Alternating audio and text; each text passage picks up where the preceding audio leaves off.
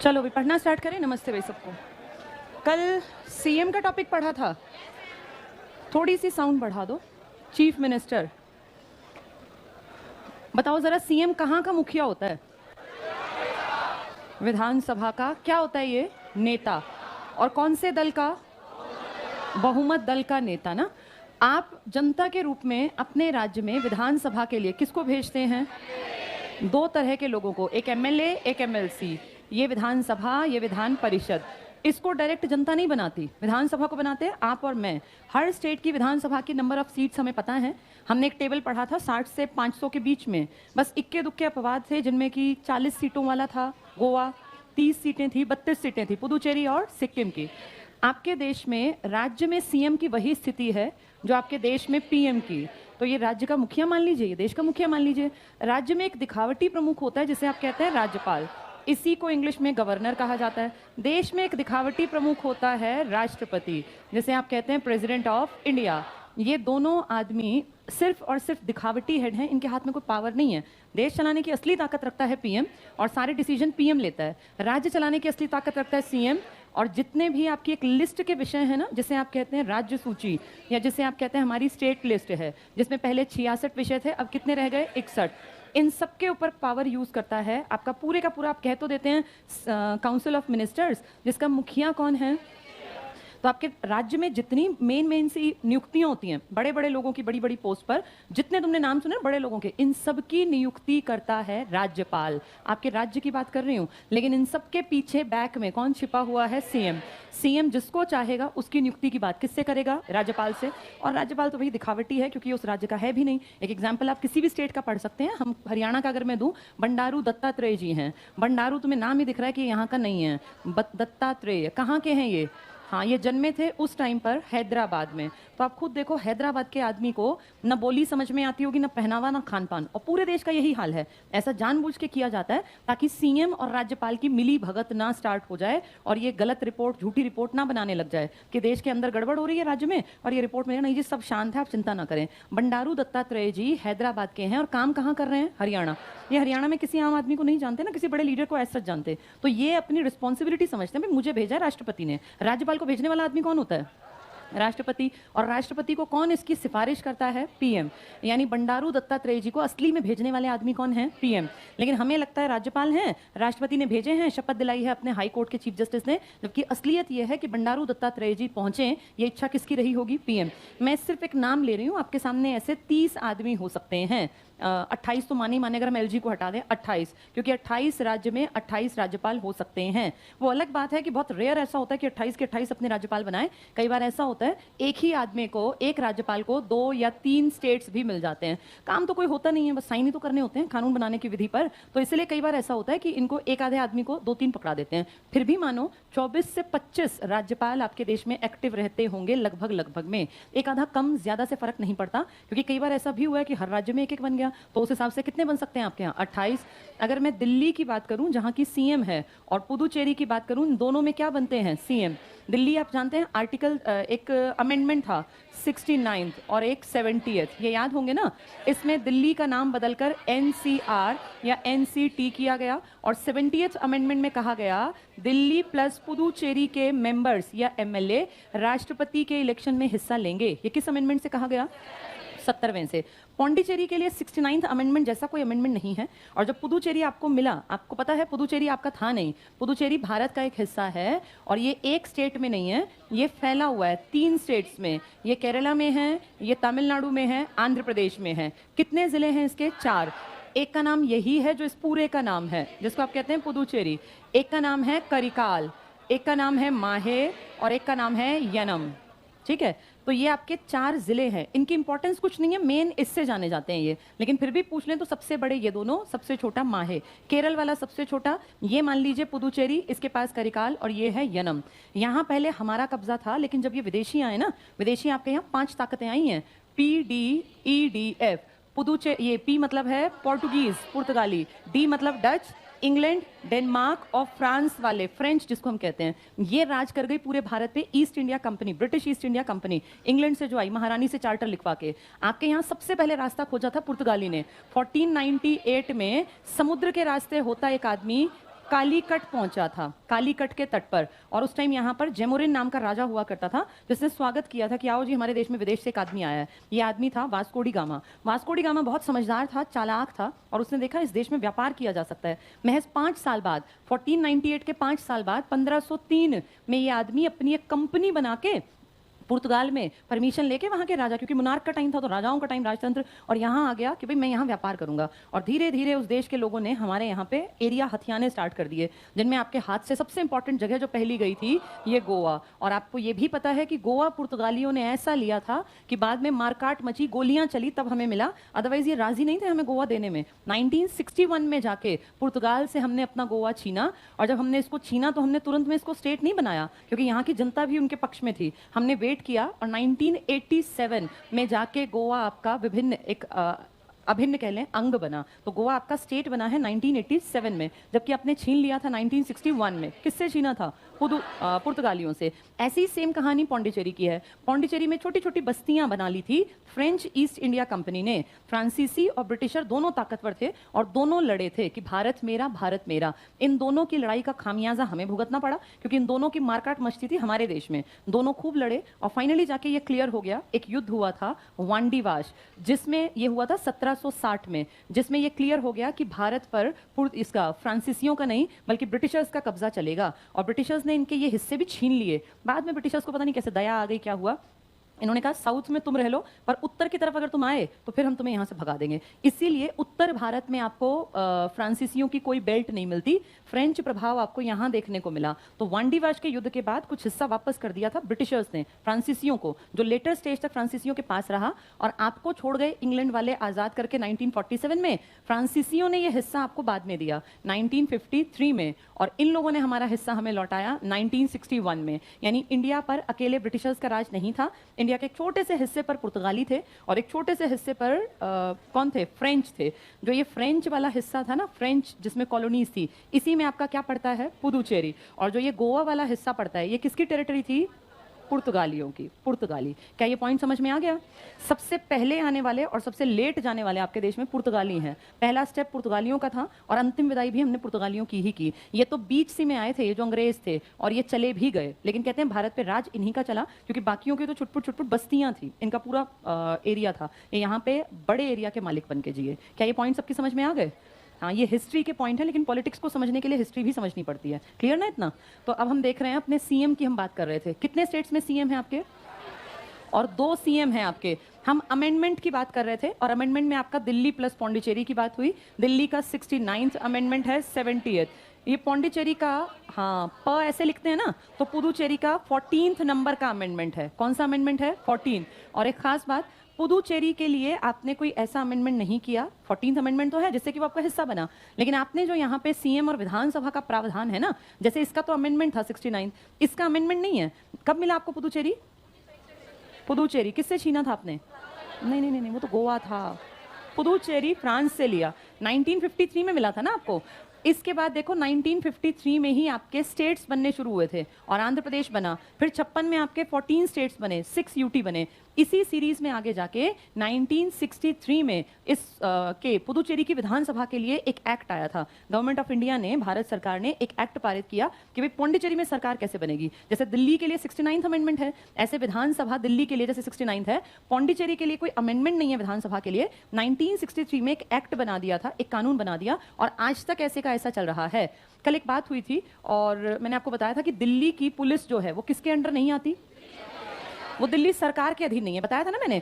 सब राज्यों में गृह मंत्रालय देखता है पुलिस को। यूपी की पुलिस यूपी गृह मंत्री देखेगा, सीएम के प्रति समर्पित है, लेकिन दिल्ली पुलिस को दिल्ली का सीएम नहीं हैंडल करता, नहीं वो देखता, नहीं वो पेपर करवाता। जैसे दिल्ली अपना सारा काम करवाती है DSSB से, जैसे हरियाणा सारा काम करवाता है HSSC से, ऐसे ही यूपी SSC है। सबके अलग अलग हैं, सबके स्टेट्स के हैं ना। दिल्ली में, दिल्ली के अलावा बाकी सब स्टेट्स में जहां भी ये हैं, ये पुलिस की भी भर्ती करते हैं, यही तो करते हैं। यूपी का जो SSC होगा वही करता होगा, ऐसे ही MP का। लेकिन दिल्ली का ऐसा बोर्ड है, Delhi staff selection, subordinate staff selection board, service board. ये जो काम करता है ना, ये दिल्ली पुलिस की भर्ती का काम नहीं करता। ये इसीलिए है क्योंकि दिल्ली पुलिस इसके अंडर आती ही नहीं, वहां के सीएम के पास नहीं है। किसके अधिकार में है वो? उन सब का काम यूनियन गवर्नमेंट देखती है। इसलिए वो एसएससी से इसकी भर्ती, इसके पेपर करवाती है। अगर पौंडीचेरी की बात करें, पौंडीचेरी में जो आदमी नियुक्त होता है ना, जनता विधानसभा के मेंबर बनाती है, एमएलए, जो आदमी सीएम बनेगा पौंडीचेरी का, इसकी नियुक्ति कौन करेगा? दिल्ली के सीएम की नियुक्ति किसने की थी? हाँ, दिल्ली के सीएम की नियुक्ति करता है खुद प्रेसिडेंट ऑफ इंडिया, लेकिन पौंडीचेरी के सीएम की वो नहीं करता। पुदुचेरी में राज्यपाल होता ही नहीं। जहां जहां सीएम है ना, यहाँ एलजी बनता है, लेफ्टिनेंट गवर्नर। लेफ्टिनेंट गवर्नर, ध्यान से सुनो, ये शब्द नया है तुम्हारे लिए। उपराज्यपाल, आपके दो इलाकों में उपराज्यपाल है, दिल्ली में और पौंडीचेरी में। यहाँ राज्यपाल नहीं है, लेफ्टिनेंट गवर्नर, एलजी। और आपने अगर थोड़ा सा आप समझदार हैं, टीवी देखते हैं, कभी न्यूज गलती से सुन लेते हैं ठीक ठाक से, तो दिल्ली के सीएम और एलजी का हमेशा 36 का आंकड़ा रहता है। और अरविंद केजरीवाल हमेशा ब्लेम करते हैं कि एलजी साहब मेरी ताकत जो है मुझे अपनी यूज नहीं करने दे रहे, या एलजी साहब नहीं चाहते कि दिल्ली विकास करे। वो सारा ब्लेम किसके सिर पे डालते हैं? एलजी। क्योंकि उपराज्यपाल ऐसे ही काम कर सकता है जैसे राज्य में राज्यपाल। तो यहाँ सीएम है, पर क्योंकि ये यूटी है, यहाँ राज्यपाल ना होके क्या बना रखे हैं? उपराज्यपाल। तो दिल्ली के सीएम को उपराज्यपाल नहीं शपथ दिलाता, दिल्ली के सीएम को शपथ कौन दिलाता है? President of India. ये देखो कितनी बड़ी हस्ती से तो ये शपथ लेता है। लेकिन जो पौंडीचेरी का सीएम है ना, इसको शपथ कौन दिला देता है? एलजी। ये अलग है, इसके लिए अमेंडमेंट अलग है। 1963 के गवर्नमेंट ऑफ इंडिया एक्ट के तहत ही पुदुचेरी में आपातकाल लग सकता है। पूरे देश में अगर आपातकाल लगता है तो आर्टिकल 352, अगर किसी स्टेट में लगता है 356, पैसों की दिक्कत है 360। ये सिर्फ और सिर्फ राज्य में लग सकता है, और आज तक 26 राज्यों में लगा है, 28 में से 2 में कभी नहीं लगा, एक छत्तीसगढ़ और एक तेलंगाना। छत्तीसगढ़ और तेलंगाना इनमें नहीं लगा, बाकी सब में लगा है। यूटी में अगर ये लगाना पड़े तो सिर्फ 2 यूटी में लग सकता है, और वो दोनों आप समझ गए, दिल्ली और पुदुचेरी। दिल्ली में आपातकाल लगेगा तो आर्टिकल 239AB बिल्कुल अलग है, ये याद रखने का। यहाँ 356 मत बोल देना, और वो पूछेंगे इसको, क्योंकि उन्हें पता है बच्चे पढ़ते नहीं है। दिल्ली में लगेगा आपातकाल तो 239AB से, और पौंडीचेरी में लगेगा तो 1963 के गवर्नमेंट ऑफ इंडिया एक्ट के तहत। क्या ये पॉइंट क्लियर हो गया? 2 आपातकाल अलग हैं, किस किस के? दिल्ली और पौंडीचेरी। दिल्ली का आपातकाल किस आर्टिकल से है? 239AB। दोनों कैपिटल हैं। 239 के 2 पार्ट हैं, एक 239AA है और एक 239AB है। कौन सा है दिल्ली में आपातकाल का? AB। और 1963 गवर्नमेंट ऑफ इंडिया एक्ट से कहां लग सकता है? पौंडीचेरी में। पौंडीचेरी और दिल्ली में राज्यपाल नहीं होते, तो क्या होते हैं यहाँ? उपराज्यपाल। क्लियर सबको ये? अब थोड़ा सा किताब से पढ़ेंगे ताकि याद रहे। हाँ जी, जैसे प्रिंसिपल और वाइस प्रिंसिपल में क्या डिफरेंस है? बड़ा कौन होता है? प्रिंसिपल। लेकिन जो यूटी है ना, वहां कह दिया कि नहीं, राज्यपाल की पोस्ट बनाओ ही मत। कुछ चीजें अलग है ना यूटी की, तो कह दिया वहां राज्यपाल की बराबरी की पावर दे दो दूसरे आदमी को। नाम क्या रख दिया? एलजी। किसी भी स्टेट में उपराज्यपाल नहीं है, सिर्फ 2 यूटीज में है, पावर बराबर है, बस नाम बदल दिया। बाकी यूटीज में उपराज्यपाल भी नहीं है, उनमें प्रशासक है, एडमिनिस्ट्रेटर। जैसे चंडीगढ़ का प्रशासक कौन है? जो पंजाब का राज्यपाल है वही चंडीगढ़ का एडमिनिस्ट्रेटर है, बस रैंक बराबर है, नाम बदल दिया, अंतर कोई नहीं है, सेम काम करते हैं ये। चलो, कल हम लोगों ने कितना पढ़ लिया था बताओ जरा? 196 पर सबसे ऊपर का पॉइंट पढ़ लिया था, बहुमत दल का नेता ना। चलो पेज 196 पर आ जाओ, काउंसिल ऑफ मिनिस्टर्स। अब मुझे ये बार बार नहीं समझाने की जरूरत, तुम्हें मैंने बहुत डिटेल से बता रखा है।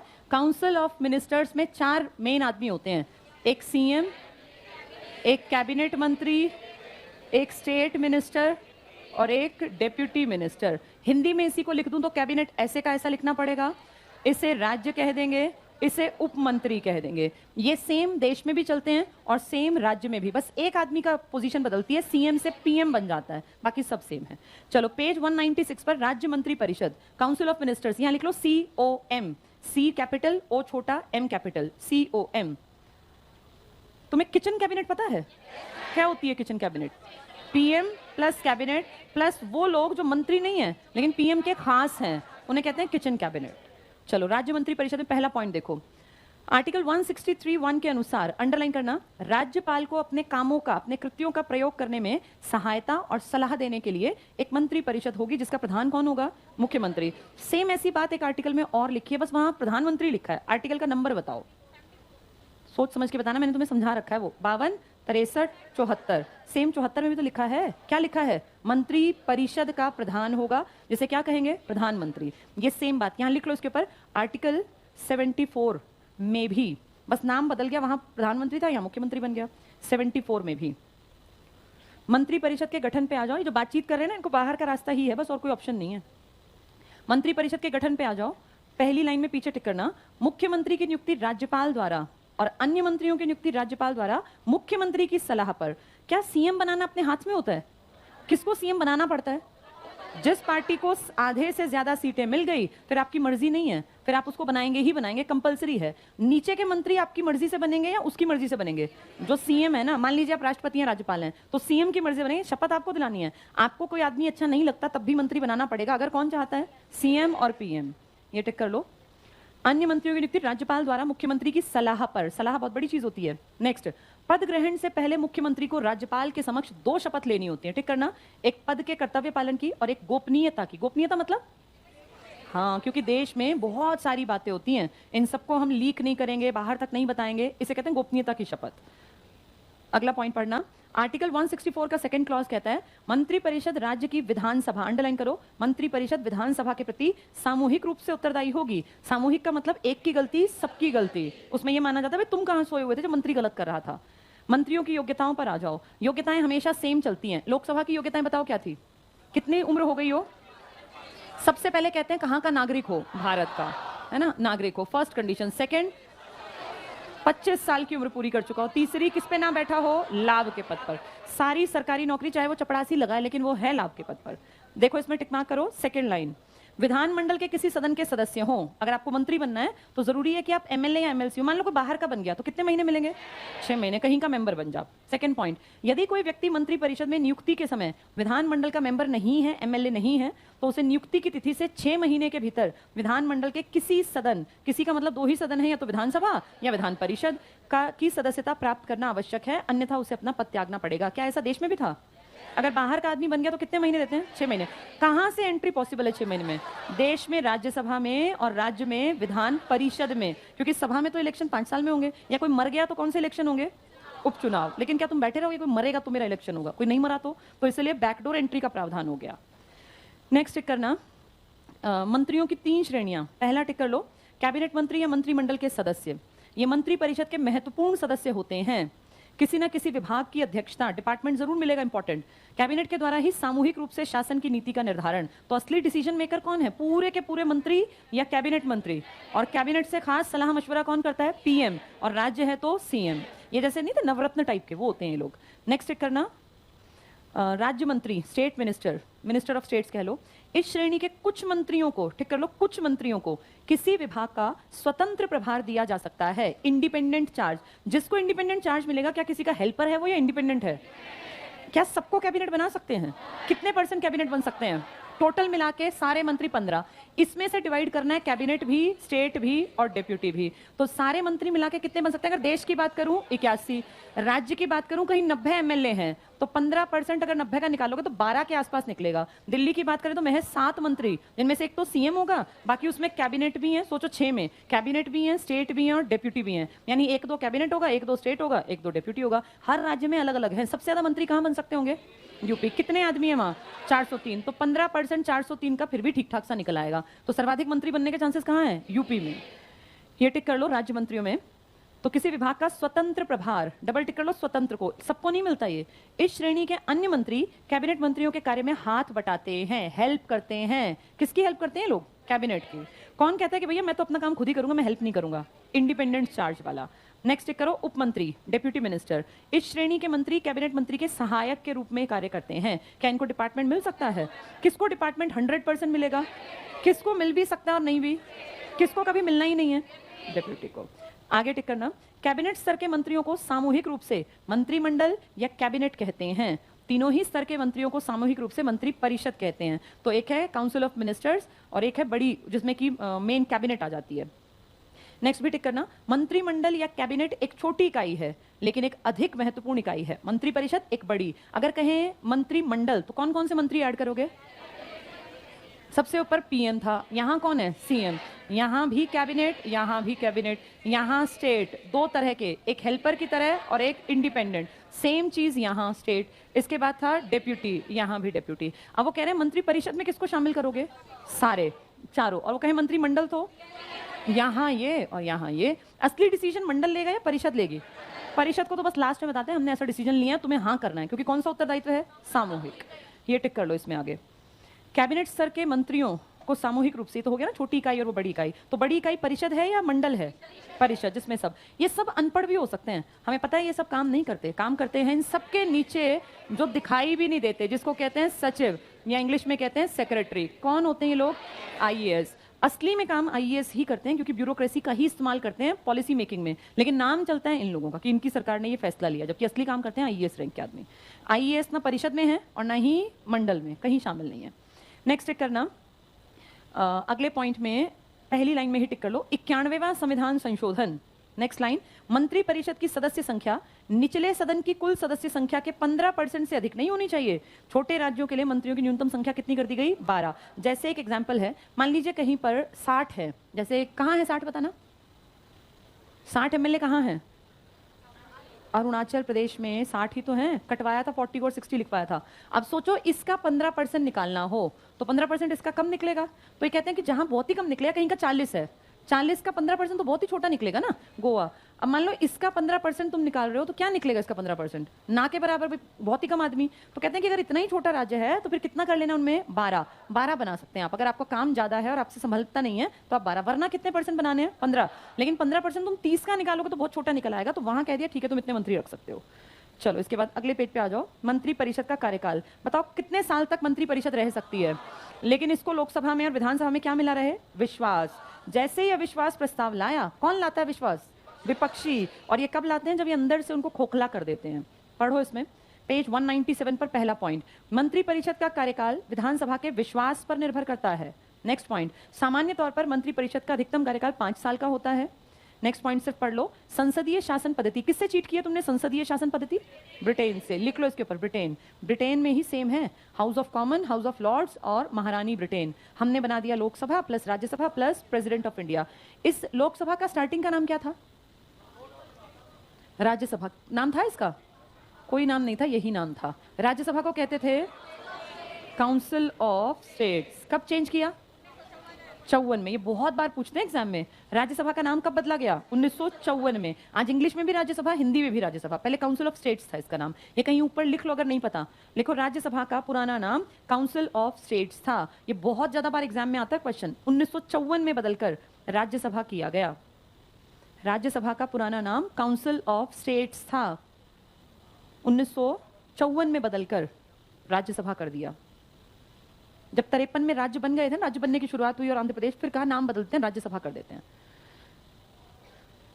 चलो आगे पढ़ो, संसदीय शासन पद्धति की परंपरा के अनुसार मंत्री परिषद अपने कामों और नीतियों के लिए, अंडरलाइन करो, विधानसभा के प्रति सामूहिक रूप से उत्तरदायी है। Collective responsibility. एक की गलती, जो सीएम ने कह दिया और गलत कह दिया, मंत्री कह सकते हैं गलत कह दिया, वो कहेंगे नहीं बिल्कुल ठीक किया। कृषि बिल जब प्रधानमंत्री जी लाए थे तो सारे मंत्रियों ने क्या कहा था? बिल्कुल ठीक किया, बिल्कुल ठीक, चाहे मन में सोचते हो गलत भी है। अब जब वापस ले लिए तो उनको ये नहीं कहना कि बिल्कुल, अब क्या कहना है कि वापस ले लिए बिल्कुल ठीक किया। वो जो करेंगे वो बिल्कुल ठीक किया बोलना है। ये कौन सी रिस्पॉन्सिबिलिटी है? कलेक्टिव। शक्तियों और कार्य पे आ जाओ, क्या करती है काउंसिल ऑफ मिनिस्टर्स? पहला पॉइंट टिक करो, शासन की नीति निर्धारित करना। कैसे नीति बनेगी वो डिसाइड करती है, इसका सबसे इंपॉर्टेंट काम ही ये है। नेक्स्ट पॉइंट करो, सेकंड, उच्च पदों पर नियुक्ति के संबंध में राज्यपाल को परामर्श देती है। असली में सारी नियुक्तियां कौन करवाता है देश में करवाता है पीएम, और राज्य में करवाता है सीएम। नियुक्तियों से क्या मतलब, किसकी नियुक्ति की बात कर रहे हैं ये? जैसे 2-4 के एग्जाम्पल जो तुम्हें जबानी याद होने चाहिए। तुम्हारे देश में कैग नाम की एक पोस्ट है, एक पोस्ट होती है तुम्हारे यहाँ महान्यायवादी, जिसको तुम कहते हो अटॉर्नी जनरल। एक पोस्ट होती है यूपीएससी का हेड, एक पोस्ट होती है इसी तरह की फाइनेंस कमीशन का मुखिया। ऐसे बहुत सारे कमीशंस हैं। अगर मैं इसको यहाँ लिखूं तो कैग की तरह यहाँ पर CAG तो नहीं होता, लेकिन इसी तरह का एक आदमी काम करता है। यहाँ जब पढ़ाऊंगी डिटेल में तो बता दूंगी, अभी सिर्फ इतना सुन लो, इस जैसा एक और आदमी ये लेखा जोखा करता है, राज्य का भी ये करता है, चेक भी यही कर देता है। महान्यायवादी की टक्कर में यहाँ एक दूसरा आदमी होता है जिसे कहते हैं महाधिवक्ता। इसको इंग्लिश में एडवोकेट जनरल कहते हैं। यूपीएससी की जगह यहाँ होता है कोई भी स्टेट का पब्लिक सर्विस कमीशन, और फाइनेंस कमीशन जैसे स्टेट देश का था ना, ऐसे फाइनेंस कमीशन इसका भी। इलेक्शन कमीशन है देश का भी और स्टेट का भी, और ऐसे ढेरों हैं, लेकिन ये तुम्हें थोड़ा सा याद रखने हैं। इन सबकी नियुक्ति देश में करवाता है तो पीछे से कौन नाम ले रहा होता है? पीएम। और हाँ कौन करता है? राष्ट्रपति। राष्ट्रपति कहता है किसको फाइनेंस कमीशन का मुखिया बनाना है, पीएम जिसको चाहेगा बनवा देगा। इसीलिए आप देखना आज की डेट में जितने कमीशन है ना, इन सबके मुखिया जब आप गूगल पे सर्च करोगे उनकी हिस्ट्री पढ़ोगे तो वो 99.9% आज की डेट वाले आरएसएस से संबंधित हैं। क्या है आरएसएस? राष्ट्रीय स्वयं सेवक संघ। पता है सबको ये? बीजेपी की पेरेंट पार्टी। बीजेपी का जन्म ही इस पार्टी से हुआ है और बीजेपी में जितने लोग हैं ना, ये 100% वो लोग हैं जो बिल्कुल हाँ करते हैं आरएसएस की विचारधारा के साथ। राष्ट्रीय स्वयं सेवक संघ आज की कहानी नहीं है, ये बहुत पहले बना था अंग्रेजों के टाइम में 1925 में। नागपुर में इसका हेडक्वार्टर था और इसको बनाया था के.बी. हेडगेवार। ये एक आदमी का नाम है, बड़े आदमी थे, के.बी. हेडगेवार। इसलिए कभी कभी आप जब दिल्ली जाओ तो वहां के मार्गों पे, रास्तों पे नाम पढ़ते चला करो, वहां हेडगेवार मार्ग मिलेगा आपको। ये के.बी. हेडगेवार अंग्रेजों के टाइम में 1925 में इन्होंने राष्ट्रीय स्वयं सेवक संघ बनाया। इसमें इन्होंने हिंदुता की बातें, हिंदुत्व की बातें बहुत ज्यादा की गई इसमें, और धीरे धीरे इससे ही एक पार्टी जन्मी है 1980 के दशक में, जैसे आप कहते हैं भारतीय जनता पार्टी। आज बीजेपी में अगर कोई आदमी 65-70 साल का है ना, तो आप ये 100% कंफर्म मान लो कि वो आरएसएस से जुड़ा हुआ होगा, क्योंकि जब वो जवान रहा होगा तो उसने आरएसएस की विचारधारा के साथ काम किया होगा। और इसीलिए आरएसएस वाले ही आप देखिए धीरे धीरे प्रमोट होते होते बीजेपी में ऊपर तक आ गए। चाहे वो आज नरेंद्र मोदी जी हैं, चाहे आपके राष्ट्रपति रामनाथ कोविंद जी, और चाहे आपका फाइनेंस कमीशन का मुखिया देख लो, कोई भी। ये तो नहीं, खैर ये तो पढ़ी लिखी पोस्ट है, इस पे तो कंपल्शन है कि पढ़ा लिखा बनाना पड़ेगा। ये 3 पोस्ट जो मैंने लिखी हैं इसको समझ लो, ये काम अनपढ़ नहीं कर सकता। यूपीएससी वो है जो पूरे देश के सबसे बेहतरीन दिमागों का चयन करता है। आप जानते हैं ना, देश की 3 बड़ी सर्विसेज, आईएएस, आईपीएस, आईएफएस, इन सब के और छोटे अलाइड सर्विसेज के भी सारे पेपर कंडक्ट करना, इंटरव्यू लेना, सारे काम करना, ये यूपीएससी का काम है। तो जो देश जिनके कंधों पर टिका है और आपने उनको पीछे फेंक रखा है, क्योंकि नाम तो आप लेते नहीं उनका, आपने तो एक कैटेगरी बना दी भाई सचिव हैं, उन सबको बहुत ज्यादा दिमागदार और बहुत समझदार होना जरूरी है। ये उनका कंडक्ट करते हैं सारा काम, इसलिए इसमें अनपढ़ नहीं आ सकते। और इसमें आपको कोई नहीं मिलेगा जो मैं कहूँ आरएसएस का आदमी है या बीजेपी का आदमी है। इसमें आईएएस रैंक पे रहते हुए जिन्होंने पता नहीं कितने कितने साल का अनुभव लिया, जो फील्ड में जानते हैं असलियत क्या है, किताबों में क्या है, प्रैक्टिकल क्या है, ऐसे लोग यहां तक पहुंच पाते हैं। फाइनेंस कमीशन का काम होता है पैसा कैसे बटेगा देश का। इस देश में पैसा बहुत है, अब बिलियन ट्रिलियन में खेलता है देश, पता है तुम्हें? ये वर्ल्ड की 5वीं बड़ी अर्थव्यवस्था थे हम जब तक ये पेंडेमिक नहीं आया। पैसा बहुत है, लेकिन वो बांटना कैसे है, कैसे डिवीजन करना है, ये अनपढ़ नहीं जानता। इसलिए फाइनेंस कमीशन का जो मुखिया होगा, 5 आदमी होते हैं इसमें, एक मुखिया और 4 अन्य, टोटल 5। ये हाईली क्वालिफाइड, जिसको पैसों की, लेनदारी की, देनदारी की, क्रेडिट, डेबिट, सबकी अकल हो, वर्ल्ड में कैसे पैसा आता जाता है, ये आम आदमी को, तुम्हें मुझे थोड़ी पता है। पता नहीं कितनी इकोनॉमिक्स की थ्योरीज इसमें यूज होती हैं, पूरा सेट करना पड़ता है, हर चीज को देखना पड़ता है। ये भी बहुत हाईली एजुकेटेड आदमी ही पहुंच पाते हैं, जिनको फाइनेंस की, एडमिनिस्ट्रेशन की सारी समझ हो। और इलेक्शन कमीशन में भी अनपढ़ नहीं जा सकता, क्योंकि इलेक्शन कराना किसी बेवकूफ अनपढ़ आदमी का काम नहीं है। आपके लोकतंत्र की सबसे मजबूत कड़ी ही इलेक्शन है, होती तो खैर चीटिंग है, लेकिन फिर भी ये 3 रैंक के आदमी, highly qualified IAS, IPS, IFS rank के आदमी ही यहां पहुंचते हैं। आप कभी भी देखना यूपीएससी का हेड भरना, जितने आज तक बने हैं, किसी एक पे क्लिक करके देखना, आज तो गूगल सबके पास है, वो 100% अपने टाइम में या तो आईएएस रहा होगा या आईपीएस या आईएफएस। हाईली एजुकेटेड लोग ही इन तीनों को संभाल सकते हैं। लेकिन दिक्कत यह है कि इन तीनों के सिर पे भी हाथ पीएम का चाहिए। जिनको यहां पहुंचना है उसको पीएम की नजरों में बहुत बढ़िया बनना पड़ेगा, क्योंकि बनेगा तो आईएएस ही, लेकिन हर साल लगभग 800,000 आईएएस होते हैं, उनमें से कोई अपने आगे जाके टाइम पे एक बनेगा फाइनेंस कमीशन में, जो मुखिया बनेगा। यूपीएससी का मुखिया एक आदमी बनेगा, ऐसे इलेक्शन कमीशन का। तो आप ये मान के चलो कि इन सब के भी ऊपर किसकी एक तरह से एक हेल्पिंग हैंड के रूप में किसका हाथ चाहिए? पीएम का। समझ में आ गया? ऐसे ही यहां किसका हाथ चाहिए? इसीलिए जब जब जो आदमी आपको बड़ी पोस्ट पे दिखेगा, आप उसको थोड़ा सा गूगल कर लिया करो, उसकी कोई ना कोई एक्टिविटी आपको उस सरकार के साथ मिलेगी जिसकी सरकार है। जैसे आज जितने लोग हैं ना, ये सब कहीं ना कहीं किससे संबंधित मिलेंगे? पढ़े लिखे हैं, लेकिन कभी इन्होंने सरकार के पक्ष में काम किया होगा, तभी सरकार यहां बैठाती है। जब आज से 7-8 साल पहले कांग्रेस की सरकार थी, तो सेम ऐसा ही कांग्रेस के आदमियों के साथ था। तो बड़ी बड़ी सारी नियुक्तियां करता तो राष्ट्रपति है देश में, राज्य में राज्यपाल, पर इनके सिर पे हाथ होना चाहिए पीएम का, और इनके सिर पे हाथ होना चाहिए सीएम का। क्लियर सबको ये बात? देखो मंत्रिपरिषद, कंट्रोलर एंड ऑडिटर जनरल, मत लिखो यहां, मैं डिटेल से पूरा पढ़ाऊंगी। यहां सिर्फ एक आइडिया दिया है कि ये सब पढ़ाऊंगी, जितने लिखे हैं ना, यूपीएससी लिखा मैंने या ये फाइनेंस कमीशन, सब डिटेल से पढ़ा दूंगी। पेज नंबर 197 पे अगला पॉइंट टिक करो। उच्च पदों पर नियुक्ति के संबंध में राज्यपाल को परामर्श देता है। पहला पॉइंट देखो, राज्यपाल महाधिवक्ता, एडवोकेट जनरल, इंग्लिश में लिखा है देखो एडवोकेट जनरल, इंग्लिश की तरफ आ जाओ, एडवोकेट जनरल। राज्य लोक सेवा आयोग के अध्यक्ष, अंडरलाइन कर लो, chairman and member of state public service commission, और अन्य उच्च अधिकारियों की नियुक्ति। जितनी बड़े बड़े अधिकारी हैं, इन सबको बनाने वाला कौन है? नहीं, इन सबको बनाने वाला है राज्यपाल। लेकिन उसके सिर पे हाथ किसका चाहिए? राज्य में बनाना है तो सीएम का, और देश में बनाना है तो पीएम का। नेक्स्ट पॉइंट देखना, व्यवहार के अंतर्गत राज्यपाल के द्वारा, अंडरलाइन करो, ये सभी नियुक्तियां मंत्रिपरिषद के परामर्श के आधार पर ही की जाती हैं। किसकी सजेशन के बाद बनते हैं अफसर? किसका सजेशन है? मंत्री परिषद का, जिसका मुखिया कौन है?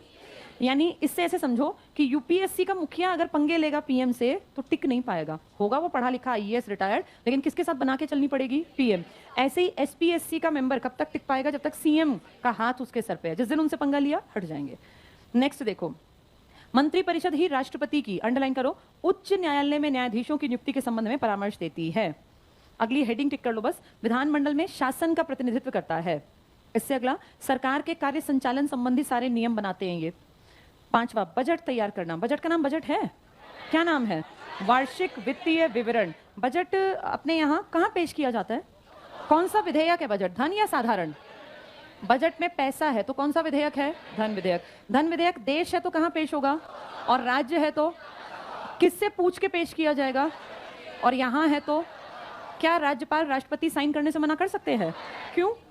पहले पूछा, फिर पेश किया, फिर बहस हुई, फिर पास किया, तो चौथे स्टेप में आप मना नहीं कर सकते। धन विधेयक अपने यहाँ अगर बजट की बात करें, कब स्टार्ट होता है बजट का सेशन? फरवरी में। कब तक चलता है? मई। मार्च तक नहीं, मई तक सबसे लंबा चलने वाला सत्र है और इकलौता सेशन जिसके बीच में ब्रेक भी आता है। अदरवाइज अब जैसे अब शीतकालीन है ना, लगातार 10-20 दिन चला के बंद कर देंगे। अकेला ऐसा सत्र है जिसके बीच में ब्रेक आता है और इसको सैंडविच ब्रेक कहा जाता है। क्या कहते हैं इसको? Sandwich break. तो एग्जाम में आ जाए किसी सेशन में सैंडविच ब्रेक भी आता है तो ऐसा सोचिए नहीं सैंडविच तो क्या आता होगा? आता है सैंडविच ब्रेक। किस सेशन में आता है? बजट सत्र में। यहाँ बजट जहाँ लिखा है ना यहीं लिख लो, बजट तैयार करना के पास लिखो धन विधेयक। धन विधेयक केवल विधानसभा में पेश।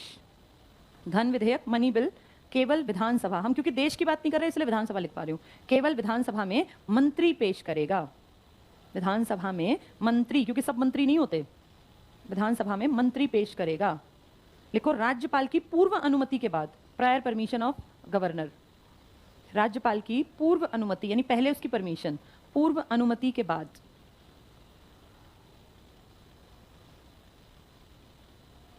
समझ में आ गई ये बात? ठीक है, इसको पढ़ के देखो। राज्य का वार्षिक वित्तीय बजट वित्तीय वर्ष के आरंभ होने से पहले वित्त मंत्री द्वारा विधानसभा में प्रस्तुत किया जाता है, लेकिन यह बजट मंत्री परिषद द्वारा निश्चित की गई नीति के आधार पर ही तैयार किया जाता है। तो क्या अकेला फाइनेंस मिनिस्टर तैयार करता है या सबकी रजामंदी होती है? सब बैठ के बातचीत करते हैं इस पे। राज्यपाल का अभिभाषण तैयार करना, ये टिक कर लो, अभिभाषण। आपके देश में ना दो लोग हैं, एक तो राज्यपाल और एक राष्ट्रपति। इन दोनों को अभिभाषण देना पड़ता है। यह अभिभाषण क्या बला है? राज्यपाल। भाषण के आगे एक शब्द क्या जुड़ गया? अभिभाषण। कुछ नहीं है भाषण ही, एड्रेस करना। जब आपके देश में 5 साल बाद इलेक्शन होते हैं और नई लोकसभा आती है, जब भी कभी नई लोकसभा आती है, मई जून के आसपास ही आती है, उस टाइम पर जब पहली बैठक होती है ना, फर्स्ट बैठक, और फर्स्ट डे होता है 5 साल बाद, नई सरकार आई है, नए एमपी आए हैं, तो 543 लोग नए होते हैं। हो सकता है रिपीट हो, लेकिन आए नए हैं। अब उनके बीच में राष्ट्रपति जाएगा और राष्ट्रपति क्योंकि देश का प्रधान है, मुखिया है, वो खड़ा होके एक कागज इसके पास होता है, फाइल होती है, इसको पढ़ेगा। कितनी अजीब बात है, इस फाइल को राष्ट्रपति खुद लिख के नहीं लाया, ना उसने किसी से लिखवाया, इसको तैयार किया है मंत्री परिषद ने। यानी जो पुराना आदमी है, मान लो मैं राष्ट्रपति हूँ, तुम सब 543 नए आए हो, मैं वो फाइल पढ़ूंगी जिसको तुम लोगों ने तैयार किया है, और तुम में से जो सरकार में आएगा वो तैयार करेगा, और मुझे वो फाइल पढ़नी है। इसे कहते हैं राष्ट्रपति ने क्या दिया है? अभिभाषण। ये कौन तैयार करती है? मंत्री परिषद। तुम ये भी जानते हो तुम्हारी मंत्री परिषद कितनी पढ़ी लिखी है? क्या मंत्री परिषद लिख देगी फाइल में? फाइल कौन लिखता होगा? आईएएस रैंक के अधिकारी लिखते हैं। इनके सारे जितने भाषण पढ़ते हैं ना, तुम ये समझ लो जितना जहां ये बोलते हैं, इन सबको पता नहीं कितने बड़े 5-7 लोगों का पूरा दल होता है जो इसको लिखता है, वो शब्द चुनता है, और इनको कुछ नहीं करना, इनको 20-30 बार पढ़ना, उसमें भी आधी बार अटकते हैं। ये हालत है, देखा ना, कई बार पढ़ाना नहीं आता, फिर अटक जाते हैं। ये सोचो कितनी बार तो ये घर पढ़ के आते होंगे कि आज हमें भाषण देना है, उसमें भी अटकन होती है पढ़ने में। ये लिखेंगे कहाँ से? और जिस आदमी के विचार होंगे ना, वो लिख के कभी लाएगा ही नहीं। क्या सरदार पटेल या गांधी या भगत सिंह फर्रे लेके चलते थे कि ये जाके पढ़ेंगे वहां? जो बोलना है इंस्टेंट खड़े हुए बोल दिया। ये तो मन के भाव थे ना। आजकल आप किसी मंत्री को, किसी को देख लो, कागज का फर्रा सा लेके निकालते हैं और उसमें उनसे नाम नहीं पढ़े जाते। मैंने तो कितने प्रोग्राम्स में देखा, उनको नाम पढ़ने नहीं आते, फिर वो पीछे वाला बोलता है कि ये लिखा है, फिर वो बोल देते हैं। सच्चाई है ये। और ये मान के चलो कि ये इतने कॉन्फिडेंट तो नहीं होंगे कि फर्रा जाते ही पढ़ देंगे। 50 बार वो फर्रा घर भी पढ़ के देखते होंगे, बेइज्जती कौन कराएगा? फिर भी नहीं पढ़ा जाता। तो सोचो ये अभिभाषण तैयार कर देंगे, लेकिन लिखित में अभिभाषण कौन तैयार करती है? मंत्री परिषद। असलियत में कौन करते हैं? आईएएस, सचिव रैंक के आदमी। चलो ये टिक कर लो। तो राज्यपाल का अभिभाषण तैयार करना। विधानसभा के प्रत्येक नए चुनाव के बाद, टिक कर लो इसको, बातचीत मत किया करो, जो बताती हूँ ना, एक पॉइंट काम का है, ये अंडरलाइन कर लो। प्रत्येक नए चुनाव के बाद और प्रतिवर्ष विधानसभा के सत्र के समय राज्यपाल सदन में अपना अभिभाषण देता है, जो किसने तैयार कर रखा है? मंत्री परिषद ने। लिख लो यहाँ ये बात, अगले पेज पर शायद हो, नहीं है, यहाँ लिख लो, लिखो अभिभाषण मंत्री परिषद तैयार करती है। कहाँ लिखा है? अनुमोदन होता है मानना और तैयार करने के बाद अनुमोदन मिलता है। असलियत में तैयार करते हैं सचिव। अभिभाषण मंत्री परिषद तैयार करती है। अनुमोदन अप्रूवल के लिए बोला जाता है, भाई अप्रूव करते हैं। पहले तो लिखते हैं फिर अप्रूव करते हैं। असलियत में लिखते हैं आईएएस और अप्रूव ये कर देते हैं। जिनको पढ़ना नहीं आता वो भी अप्रूव कर देता है। चलो 198 पे आ जाओ। इसमें प्रायः उस कार्यक्रम का वर्णन होता है जिसे मंत्री परिषद आगामी साल में पूरा कराना चाहती है। इस अभिभाषण को मंत्री परिषद ही अनुमोदित करती है। इसके बाद कर लो प्रदत्त व्यवस्थापन। इसमें कुछ खास नहीं है, तुम्हारे लेवल पे नहीं आएगा। विधानसभा को भंग करना टिक कर लो। कौन विधानसभा को भंग कर सकता है? राज्यपाल। विधानसभा को भंग करने के 2 कारण हैं, ध्यान से समझ लेना क्योंकि ये लिखे नहीं है। पहला कारण, विधानसभा भंग कब होगी? पहला कारण, अगर सीएम सिफारिश कर दे कि सर इलेक्शन आने वाले हैं 8 महीने में और स्थिति इस तरह की, आप विधानसभा भंग कर दीजिए। कई बार ऐसा होता है, सीएम अपनी मर्जी से सिफारिश से किसको कह देता है? राज्यपाल, और ये भंग हो जाती है। अगर ये भंग हो गई ना तो कंडीशन है कितने महीने में इलेक्शन होंगे? 6 महीने। पहली कंडीशन, अच्छी बात है, वो अपने फायदे के लिए करवाएगा। दूसरी कंडीशन, सीएम गड़बड़ कर रहा है, बड़े लेवल की गड़बड़, पैसे की या घपलेबाजी या नौकरियों में धांधली और कुछ गड़बड़ है, और मान लो ये हो गया कि ये सीएम 100% गड़बड़ पे है, तो वहां पे सीएम नहीं कहेगा जी विधानसभा भंग करो, तो चाहेगा विधानसभा चले। फिर राज्यपाल को एक्टिव होना पड़ेगा, और राज्यपाल आप जानते हैं रिपोर्ट बनाता है। उस कंडीशन में राज्यपाल रिपोर्ट को नेगेटिव लिख के किस तक पहुंचा देगा? गृह मंत्री जी यहाँ चल रही है गड़बड़ बड़े लेवल पर। अब जैसे ये जो नागर प्रकरण है ना हरियाणा का, ये यूपी में देखो कल यूपी टेट का कल परसों एग्जाम हुआ, बड़े लेवल पे लीक था, तो तुम्हें क्या पता? गृह मंत्री को नहीं पता। गृह मंत्री को सारी रिपोर्ट जाएगी, ये नागर प्रकरण लिखित में रिपोर्ट देनी पड़ेगी बंडारू दत्तात्रेय जी को, क्योंकि हरियाणा की, यूपी की, राजस्थान में पेपर इतने बड़े लेवल पे लीक था, तो तुम्हें क्या लगता है कि ये अमित शाह को नहीं पता? 15-15 दिन की रिपोर्ट में कितना कहां गड़बड़ हुई, पकड़ी कहां गई? असली होती है पकड़ी जाने वाली, नीचे से गड़बड़ तो किसी को क्या पता चलती है? ये पकड़ी गई की रिपोर्ट कहां पहुंच जाती है? गृह मंत्री। तो गृह मंत्री को सब पता है हरियाणा में क्या हो रहा है, राजस्थान में क्या है, यूपी एमपी में क्या है। ऐसी कंडीशन में क्या सीएम चाहेगा कि मेरी सरकार गिरे? वो सोचे यार 1 साल किसी तरह खिंच जाए, और तो उस टाइम पे किसकी जिम्मेदारी है इसको हटाना? राज्यपाल। अब राज्यपाल जब सीएम गड़बड़ में है तब वो विधानसभा को भंग करवा सकता है। किसको कह के? किसको रिपोर्ट देगा? राष्ट्रपति। और राष्ट्रपति ने 2 नेगेटिव रिपोर्ट पढ़ी, वो तुरंत कह देगा, क्योंकि गृह मंत्री उसी को बताएगा कि यहां भंग कर दो विधानसभा, और कौन सा आर्टिकल लगा दो? 356, जिसे क्या कहा जाता है? हाँ, अब इस बात की तह तक जाओ कि राष्ट्रपति शासन कभी सीएम लगवा के राजी नहीं होता। सीएम विधानसभा को तब भंग करवाता है जब उसको लगे सब चीजें मेरे अकॉर्डिंग हैं, और अब अगर 1-2 महीने में इलेक्शन हो गया तो मेरी जीत निश्चित है, तो वो कहेगा सर आप इसको भंग कर दीजिए, इलेक्शन होने दीजिए। लेकिन अगर सीएम को लगता है मेरा पत्ता साफ होने वाला है, तो वो कभी नहीं चाहेगा कि इसको भंग किया जाए। उस कंडीशन में कौन एक्टिव होगा? राज्यपाल। और राज्यपाल बताएगा सर विधानसभा गड़बड़ कर रही है हमारे यहाँ, ऊपर से ऑर्डर आएगा विधानसभा को भंग करो, और भंग करने के बाद क्या कराया जाएगा? इलेक्शन। अगर सीएम और उसकी सरकार गलत थे तो जनता के सामने आ जाएंगे, वो तो हो गए ना सामने की भाई गड़बड़ है, वो नहीं लाएंगे। एक एग्जांपल अगर मैं आपको दूं, पौंडीचेरी में सरकार चल रही थी, इसी साल की घटना है, फरवरी की। आपके ये है ना किरण बेदी जी, ये वहां की उपराज्यपाल थी, और वहां की कांग्रेस की सरकार चल रही थी वहां, तो वहां पे फरवरी के महीने में कुछ गड़बड़ियां, ऐसा देश की सरकार कहती है, बीजेपी कहती है, महसूस की गई, और वहां की विधानसभा को भंग कर दिया। कई लगभग 1.5-2 महीने के आसपास वहां ये राष्ट्रपति शासन के नाम पे चला 1963 के अधिनियम के तहत, और उसके बाद यहाँ पे चुनाव कराए गए, और चुनाव में जो सरकार थी कांग्रेस की वो हार गई और बीजेपी की सरकार आ गई। तो ऐसा समझो क्यों किया गया था, ये सब क्यों किया गया? ताकि कांग्रेस का पत्ता साफ हो और किसकी सरकार बन सके? बीजेपी। ऐसा कोई भी करवा सकता है, लेकिन कंडीशन खराब होना भी होना चाहिए, ऐसे नहीं कि मर्जी से कहीं भी करवा दे। तो 2 लोग इसको खत्म करवाते हैं, या तो कौन सिफारिश करे, या फिर किसको गड़बड़ लगे? राज्यपाल। किसको शिकायत करेगा? राष्ट्रपति को। और क्या लगवा देगा वहां? अगर राष्ट्रपति शासन में विधानसभा भंग कर दी तो कितने महीने में? दोनों में 6 महीने में चुनाव। अगला पॉइंट देखो, विधानसभा को भंग करना। पहला पॉइंट टिक कर लो, राज्यपाल विधानसभा को भंग कर सकता है। क्या सीएम भंग कर सकता है? सीएम सिफारिश कर सकता है, और 99% सिफारिश कब करता है? जब उसको लगे कि अगला चुनाव में मेरा पलड़ा भारी है, तब कराएगा इलेक्शन। नेक्स्ट देखना, राज्यपाल इस संबंध में मंत्री परिषद के परामर्श पर ही निर्णय करता है। विधि निर्माण के कामों पे आ जाओ, लॉ मेकिंग में। इसमें सेकंड पॉइंट टिक कर लो, विधेयक। विधेयक क्या होते हैं? बिल। कितनी तरह के होते हैं? 2, एक साधारण और एक धन। धन कहाँ पेश होंगे? अब राज्य पढ़ रहे हो, विधानसभा में। अंडरलाइन कर लो, विधेयक या बिल विधि मंत्रालय के द्वारा तैयार किए जाने के पश्चात विधानमंडल के किसी सदन में प्रस्तुत किए जाते हैं। किसी का मतलब कौन से सदन? विधानसभा और विधान परिषद। कितने राज्यों में परिषद है? बाकी सब में कितने सदन है? 1 सदनीय। कितने सीएम है तुम्हारे यहाँ? नेक्स्ट टिक करना, विधेयक को पारित कराना मंत्री परिषद का दायित्व होता है। कितने दिन तक विधान परिषद रोक सकती है विधेयक को? ध्यान से बताओ, कल परसों बताया था ये। विधानसभा ने बिल पेश किया, बहस की, पारित कर दिया, परिषद को कितना टाइम देंगे? 3 महीने देंगे। अगर 3 महीने में फाइल आगे नहीं बढ़ी तो किसको बता देंगे? राज्यपाल। फिर दोबारा से फाइल पहुंचा देंगे। कितने महीने रुकेंगे? 1 महीने। टोटल कितने महीने हो गए? नहीं पारित की तो फिर इसको इंपॉर्टेंस खत्म। तुम्हें बनाने वाले भी तो यही हैं। फाइल सीधी कहाँ गई? राज्यपाल। और एक फाइल और तैयार कर देंगे, जी हमें तो परिषद हटवानी है, तो परिषद की बेइज्जती ही तो है। इसलिए परिषद कितने महीने के अंदर? 4 महीने के अंदर फाइनल साइन करके भेज दे। पहली बार में कितने महीने का टाइम देते हैं? और दूसरी बार में क्या लोकसभा राज्यसभा में भी ऐसे महीने दिए जा सकते हैं? नहीं। वहां कितने महीने वेट करते हैं? 6 महीने। अगर 6 महीने में नई बात बनी तो फिर इनकी कौन सी बैठक की जाती है? संयुक्त बैठक। क्या राज्य के स्तर पे संयुक्त बैठक का प्रावधान है? नहीं। यहाँ तो 4 महीने वेट करो, नहीं तो भगाओ इनको। वैसे भी गिने चुनों में तो है, यूपी, बिहार, महाराष्ट्र, कर्नाटक, आंध्र प्रदेश, तेलंगाना। ठीक है, चलो मुझे बताओ इस टॉपिक में कौन सा पेज रह गया था या सारा पढ़ लिया? एक बार देख के बता दो। पेज 194 से था ये टॉपिक, कंप्लीट हो गया था ये। चलो बहुत अच्छी बात है। एक टॉपिक अधूरा था हमारा, पेज नंबर 174 पे आओ जरा, वहां से देखो क्या बचा है। 174 कंप्लीट है, 75 कंप्लीट है, 76 पूरा है, 77 रहता है। अच्छा, कार्यपालिका शक्तियां। फिर देखो जरा 78 भी रहता है पूरा या नहीं? करा रखा है? करा रखा है ना? ठीक है, पेज 177 के लास्ट पैराग्राफ पे आ जाओ। थोड़ा सा टॉपिक बचा था, ज्यादा नहीं।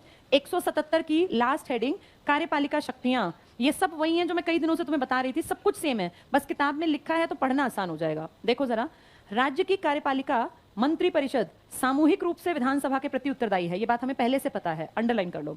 नेक्स्ट पॉइंट, जब कभी मंत्री परिषद के विरुद्ध अविश्वास प्रस्ताव, अविश्वास कौन लाता है? सिर्फ कहां ला सकते हैं?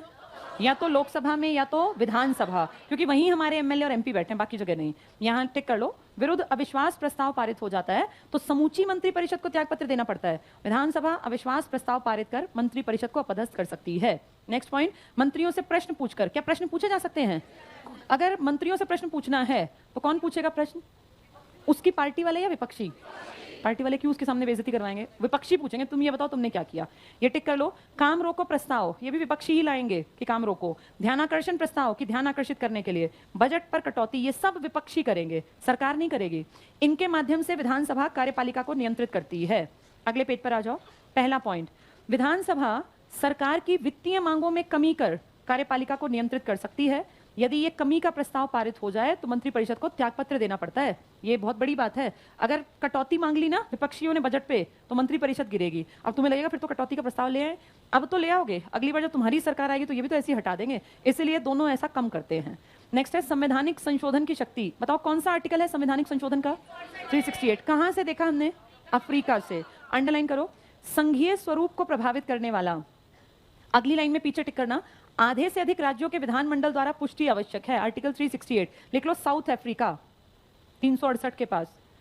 निर्वाचन संबंधी शक्ति पे आ जाओ। पहला पॉइंट, राज्य की विधानसभा के निर्वाचित सदस्य राष्ट्रपति के इलेक्शन में भाग लेते हैं। सेकंड पॉइंट, राज्य विधानसभा के सदस्य राज्य के लिए निर्धारित राज्यसभा के सदस्यों का निर्वाचन करते हैं। तीसरा पॉइंट, विधानसभा के सदस्य परिषद के 1/3 सदस्यों का चुनाव करते हैं। तुम्हें परिषद की संरचना याद है? 1/6, 1/3, 1/3, 1/12, 1/12, वही बता रहे हैं ये। नेक्स्ट पॉइंट, विधानसभा के सदस्य अपने सदस्यों में से एक अध्यक्ष और एक उपाध्यक्ष का चुनाव करते हैं। अध्यक्ष और उपाध्यक्ष को हटाने की भी शक्ति। और लास्ट है अन्य शक्तियों में टिक कर लो। राज्य विधानसभा कुल सदस्यों के बहुमत और उपस्थित और मत देने वाले सदस्यों के 2/3 बहुमत द्वारा प्रस्ताव पारित कर परिषद की स्थापना या समाप्ति का अनुरोध संसद से कर सकती है। क्या ये पॉइंट हमें पहले से पता था? परिषद कौन बनवा सकती है? विधानसभा। परिषद को तुड़वा भी कौन सकती है? वही पॉइंट है, जितने पढ़े हैं ना सब बता रखे हैं तुम्हें। अगला पॉइंट, विधानसभा राज्य लोक सेवा आयोग की शक्तियों में भी वृद्धि कर सकती है। ये टॉपिक कंप्लीट। हाँ क्या था?